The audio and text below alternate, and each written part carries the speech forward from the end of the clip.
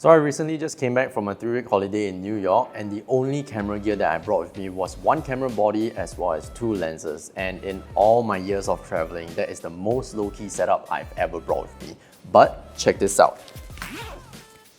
Things are about to get a lot more convenient.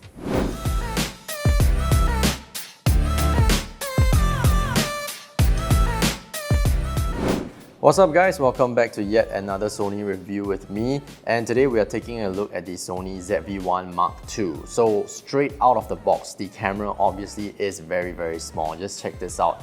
It is pretty much smaller than the size of my palm. And first impressions, I was really surprised with the form factor. I haven't used the ZV-1 I before, but I would guess there's a lot of similarities just based on the specs, which I will go into more detail. But obviously it is a very convenient camera. If I had it on my New York trip, it would have saved me a lot of trouble just lugging all the camera gear around, because you will see later on, all I really had to do to bring this camera out was basically slide it into my pocket, or if you have a sling bag, it fits right in there, as well as a Bluetooth tripod that Sony sent out to me, which I'll talk a little bit more later on. But in terms of design, the camera is really simple, very simplistic. To be honest, I had a little bit of trouble getting used to using the camera because I'm very much used to using the Sony Alpha camera line, and when I first received this straight out of the box, it was a little bit difficult for me to get used to. Nevertheless though, this camera is catered for beginners and also vloggers, so I would imagine if someone that's a beginner picking up this camera for the first time, they will have a lot of an easier time as compared to me. But talking about buttons, there isn't very many buttons to begin with. You have obviously your menu buttons and stuff like that. However, everything can be controlled within the touchscreen, which is also very angled. So if you are vlogging one-handed, you don't want to be like messing around the buttons at the back where you can't see.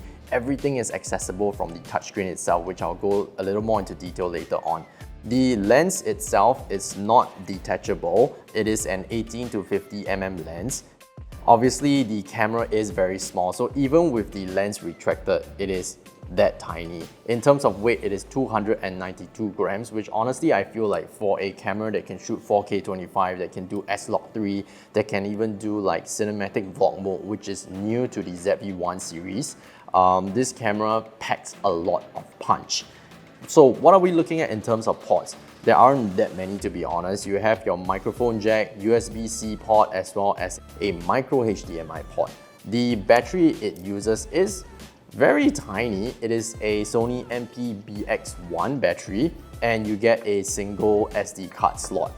But overall, that's pretty much it in terms of the design of the camera. And yeah, one thing that I did want to mention was the 1/4-inch filter thread at the bottom is situated at the side of the camera. So I have seen some reviews where people were talking about the ZV-1 I. I haven't actually used that camera, but the ZV-1 I has the filter thread closer towards the center of the camera, and when you have a tripod attached, or the Bluetooth Sony tripod that they sent out to me, it gets very troublesome because when you're shooting, you want to like change your SD card, you want to swap batteries, you will have to remove the tripod. So it is very smart of Sony to then now put the filter thread all the way at the corner of the camera. So when you're using vlogging, going around, doing run and gun shoot, you can just swap your batteries and SD cards on the go, and you don't even have to detach your tripod. So that is a plus for this camera. The ZV-1 II has a 1-inch sensor which records up to 4K 25 frames, or if you prefer to shoot in Full HD, it can do up to 100 frames per second. And another interesting thing is the ZV-1 II has what Sony claims to be a 3-capsule intelligent microphone, which is internally recording within the camera itself. And you can choose to attach a dead cat, which Sony sent out to me, just to, cancel out some of that wind noise and stuff like that. And what the intelligent microphone basically does is that it recognizes where your voice is coming from. So you would imagine if you're vlogging from the front, you want your voice to be picked up from the front, and when you're pointing the camera away from you, you want your voice to be picked up from the back, and the camera does it all for you. You have 3 different settings where you can choose from. You can either choose to record from the front, the rear, or in my personal opinion, my favorite, which would be auto, because then you don't have to do all the settings, everything is done for you. And I will take the camera out to do some vlogging just to test to see if it does perform that, as well as all the other new functions that's included into this camera. And I'm quite excited to see how this camera performs in the real world tests. Alright, so right now I'm walking to the Art Science Museum, and I figured, like, since the ZV-1 Mark II is a vlogging camera, why don't we take it out on a day and do a little bit of vlogging while I review some of the functions of the camera.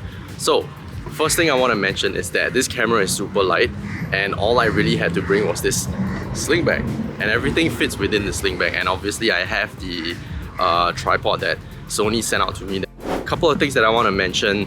The ZV-1 Mark II has some of the similar functions as the ZV-1 Mark I. So you have like the product showcase, you have your soft skin. So right now, in terms of the soft skin, I have it on the highest setting because my complexion is not exactly the best, right? But those are some similarities between the ZV-1 Mark I and the ZV-1 Mark II. But the difference, or what I want to say is new to the ZV-1 Mark II, is the cinematic vlog mode. And you know what, let me just turn that on right now so you can see the difference of what it does.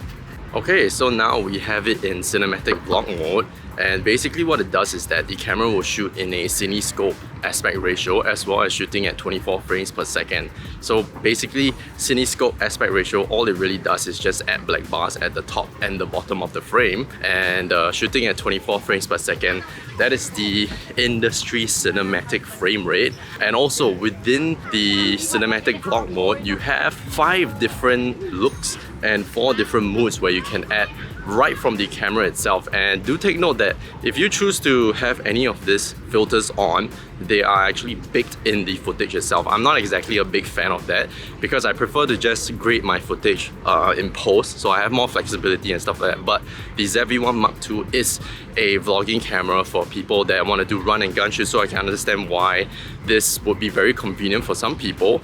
But if you like to do post grading like me, the ZV-1 Mark II also shoots in S-Log3, which is really nice. And yeah, let's go about vlogging and see what our day is like. The ZV-1 Mark II has a built-in 3-capsule microphone, which is intelligent. So what it does is that Sony has mentioned that the camera would recognize where your voice is coming from and it will pick up in that direction. If you don't want to do that, now I have it set on auto. So if you don't want to do that, you can also choose within the menu to set whether you want it to come from the front or the rear. But honestly, if I'm vlogging, or if any one of you are vlogging, I feel like setting it on auto would be the best. So we're going to test that out a little bit to see if that changes. You know what? Why not let's just go ahead and do it now. So right now I have the camera pointed away from me, and if the intelligent microphone is working, it should be recognizing that my voice is at the back of the camera now, and the levels should not be that much of a difference, because as you guys know, if you're vlogging with like a typical any other camera, what I normally do is that I will put a microphone attached to the camera. And the thing is that when I'm shooting away from the camera, because the mic is pointing to the front, unless you have some sort of microphone that can rotate, it would not necessarily pick up your voice from the back. So that's one thing that I wanted to test out today. And honestly, this is the first time I'm testing it out in the open, and there's a lot of environmental noises. So let's see if that really is the case, and I'll get back to you guys in the studio to see if that really works. But other than that, I also have the SteadyShot on active right now. So I'm having the lens away from me, the camera away from me, and walking. It shouldn't be that shaky, but I also wanted to test what the difference between having the active stabilization on and off, and what the difference would be. Okay, so this is with the active SteadyShot turned off, and one thing that you'll notice is that the frame suddenly got wider. Yes, that is the one thing that you should take note. Without active stabilization on, you do get a wider view of within the frame, and right now I'm on 18mm, so this is the widest that the camera can get. I would say if you're vlogging with a couple of people, this is a good range, but with active stabilization on, the frame does crop in a little bit. I don't think that's much of an issue, because the thing about this camera is that the lens itself is an 18 to 50mm, and compared to the ZV-1 Mark I, that was a 24 to 70 lens. So if you have active stabilization on that camera, your field of vision is quite a lot tighter than what I have right now.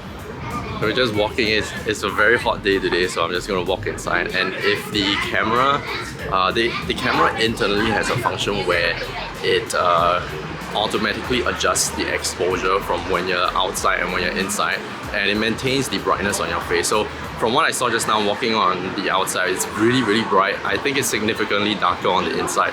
The exposure is changing, and I can see that on the camera, the shutter speed is constantly changing based on the environmental factors of how bright the area actually is. So that's one cool thing, because when you're vlogging, and I guess like for me, I'm very used to having it on manual mode, so I'm always constantly changing, and that's not the best when you're vlogging, because when you're walking around, if you're going to different places, I would feel like for someone that just wants to do run and gun, you don't want to be fiddling around with the camera settings too much. You want to let the camera do everything for you, which is what the ZV-1 Mark II can do, which I feel is very handy.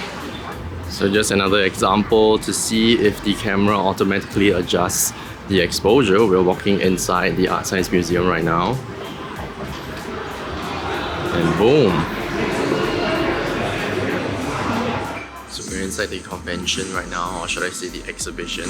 And I was just shooting around, and one thing that I did realize is that I found quite odd is that when I'm on cinematic vlog mode, for some reason I can only shoot at 4K 25. So if I haven't already mentioned it, the camera does 4K 25 and Full HD 1080 all the way up to 100 frames. So I was thinking, you know what, 4K 25, that is not exactly cinematic, because when you're shooting cinematic, or in my opinion, there's a lot of slow motion involved, there's a lot of just really stable footage, and in order to do that without a gimbal, my first instinct was to shoot at a higher frame rate, and with all the cinescope aspect ratio and the cinematic frame rate and stuff like that, I wanted to see if I could do it in HD at 100 frames per second. But the only downside I feel right now is that you can only do the cinematic vlog mode on 4K 25, and that is strictly 4K 25.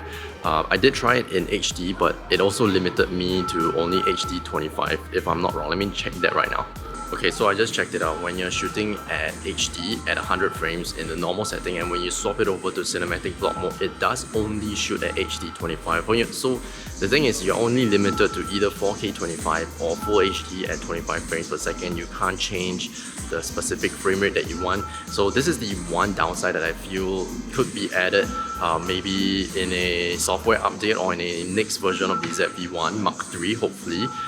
Yeah, I would definitely like to see if I can shoot 4K at least 50 frames per second. 100 frames might be pushing it because it's a tiny camera, but definitely 4K 50. Okay, so just got back to the car, did a couple of tests, and I do want to mention that throughout this whole day of shooting, I want to say I was maybe having the camera turn on for about 2 hours in total.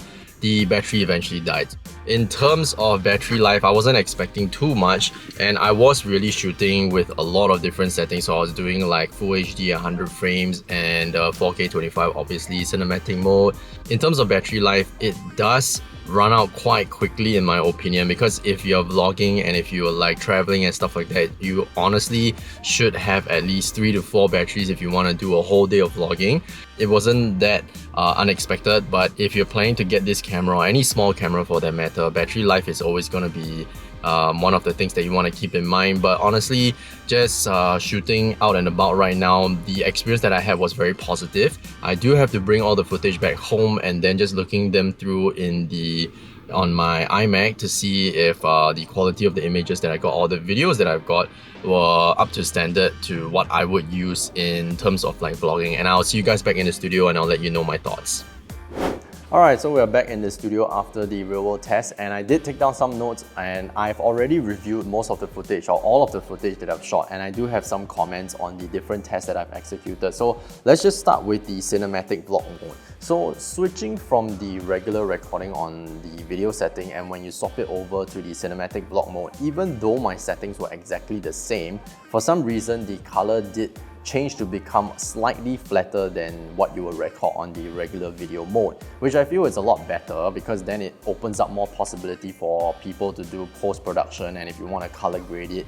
And obviously you can also choose to record S-Log3 and all the other color modes that I mentioned before.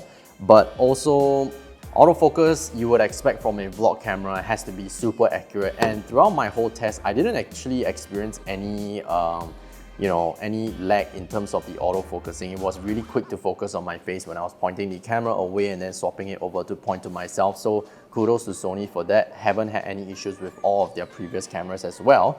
And in terms of image stabilization, okay, so this is quite a big one.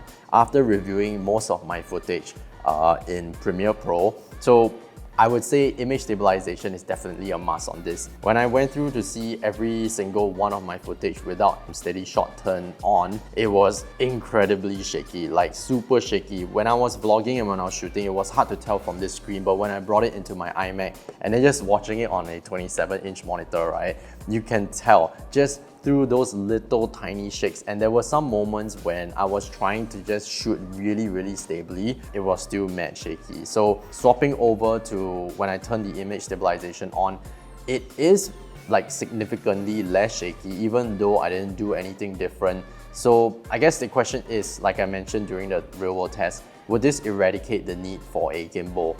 I would say yes and no. It is possible to get really stable footage within like having the SteadyShot turned on. However, obviously if you're like taking a lot of steps, if you want to do like a punch in or a close up, punch in or dolly out, it takes a lot of skill. Even for myself, I do find it difficult. So I wouldn't say it's not possible, but having the SteadyShot on is definitely a must. And like I mentioned, you do get a little bit of a crop with that, but fret not, 18mm, more than enough for you to do vlogging with your friends or for yourself. The audio pickup test. So after listening to the test footage that I got, it really does work. So I'm really impressed by that. I had the settings set on auto throughout the whole test, and when I was just shifting the camera away from me and towards the front, you do get a little dip in terms of the levels when you are turning around, but for most part of it, once the camera recognizes that your voice is from the back, the levels and everything, the clarity was exactly the same. So really happy with that result. In terms of low light, so we had an event in the studio over the weekend and I was shooting in what I would claim is a medium light condition. I did notice a bit of noise. So I guess since the camera only has a 1-inch sensor, that is not to be unexpected. If you want to bring this camera out for like a night shoot, or if you're shooting on it in a very dark environment, do expect a little bit of noise. Also, another thing that I forgot to mention is that when you are using the camera, the different focal lengths also change the maximum aperture. So when you're at 18mm, the maximum aperture that you get is 1.4, and it progressively closes down when you're going through the different focal lengths, all the way up to f4 at 50mm. So that's one small little thing to take away. It is quite a pity because obviously a lot of people just want to shoot with as wide as open so you get that background defocus. But speaking of which, the camera also has a background defocus function, and it's super handy. It's just like at the top of the camera right here. So if you want to click that on, you have like blurry background, and it's as good as shooting wide open basically. Alright, so it all boils down to whether or not I would recommend the ZV-1 Mark II for beginners, vloggers or professional users. But before we get to that, let's talk about pricing and availability. So the camera is already out. You can purchase it on Sony's website or any of the Sony stores, and it goes for 1,199 Singapore dollars. And my personal opinion about it is an extremely versatile camera. It can shoot 4K 25, it can even shoot photos up to 20 megapixels, and it does RAW S-Log3. There's a lot of functions packed into a camera that's smaller than the size of my palm. In terms of compatibility with other products, this is the Bluetooth controller that Sony sent out to me. For lack of a better word, I can't remember the name of it. It's quite some complex name, so look it up. But the Bluetooth controller itself I would highly recommend it. It's sold separately, but you can control it, you can record it, you can even zoom on it, you can also take photos on it. So for vloggers and for people that want to use it for live streaming and stuff like that, it is so easy to use. And speaking of live streaming, the ZV-1 Mark II also doubles up as an external camera for people that want to do live streaming, not only on your PC or your Mac. You can even connect it from your phone via a USB-C cable, which is sold separately. So my final thoughts, would I recommend it to you or not?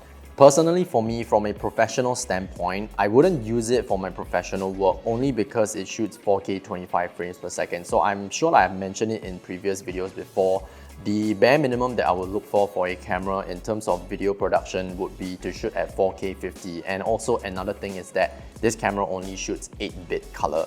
But that being said, if I were to use it for travel and stuff like that, I would definitely get a ZV-1 Mark II for myself, because speaking from personal opinion, after coming back from New York and lugging my camera gear all around, even though it's one of the most low-key setup that I've ever brought with me, there were days where I was like, do I really need to bring that many lenses with me, even though I only brought 2 lenses? So if Sony were to send me this camera like a couple of weeks before, this is basically all I would really need, because I'm just like shooting and recording all for social media. It's not for professional work. So if you're looking for a camera that can do run and gun, that you don't want to have to fiddle around with too many buttons, that can do like color grading right from the camera itself, then I would highly recommend you to get a ZV-1 Mark II.